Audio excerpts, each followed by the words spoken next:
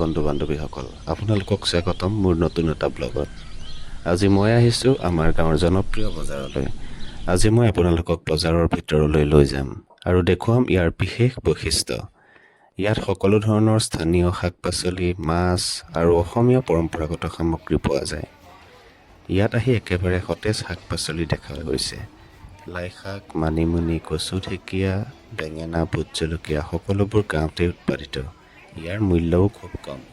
ইয়াৰ মাজতে গাঁওবাসীৰ হেঁপাহ আৰু পৰিশ্ৰম ভৰি আছে। অসমীয়া বজাৰ মাছৰ বাবে বহু জনপ্ৰিয়। ইয়াত ৰৌ, মাগুৰ, বৰালি আদি বিভিন্ন ধৰণৰ মাছ পোৱা যায়। প্ৰায় মাছেই গাঁৱৰ খাল পুখুৰীৰ আৰু একেবাৰে সতেজ। ময়ো মাছ কেইটামান ল'লোঁ। গাইজ, মাছকেইটা দেখি কেনেকুৱা লাগিছে জনাব। এইফালে চাওক, শিপিনীয়ে হাতে বোৱা গামোচা আৰু মেখেলা চাদৰ, খাদী কাপোৰ, স্থানীয় মহিলাই সপোনেৰে বনোৱা এই ধৰণৰ সামগ্ৰীয়ে বজাৰ দখল কৰাটো অসমীয়াৰ গৌৰৱ। বজাৰ ঘূৰি ফুৰি থাকিলে জলপান নেদেখুৱালে যেন ব্লগটো অসম্পূৰ্ণ হ'ব। সেয়ে মই খাই আছোঁ তিল পিঠা আৰু নাৰিকলৰ লাডু। ৱাহ, কি যে সোৱাদ!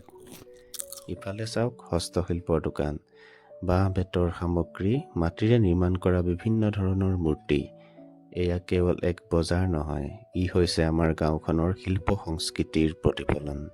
বন্ধুসকল, এইটো আছিল দেওবৰীয়া বজাৰৰ অভিজ্ঞতা। দেওবৰীয়া বজাৰ আমাৰ জীৱনৰ অংশ, গ্ৰাম্য সংস্কৃতিৰ নিদৰ্শন আৰু আমাৰ গৌৰৱ। সেয়ে মলমূত্ৰ তাত ত্যাগ নকৰিব, পলিথিন জাবৰ জোঁথৰ নেপেলাব, পৰিষ্কাৰকৈ ৰাখিব। মনত ৰাখিব, পৰিষ্কাৰ বজাৰ মানেই সুস্থ জীৱন। পৰৱৰ্তী ভিডিঅ'ত আকৌ এটা ধুনীয়া ঠাইলৈ আপোনাক লৈ যাম। যদি ভিডিঅ'টো ভাল লাগিল, চেনেলটো ছাবস্ক্ৰাইব কৰক।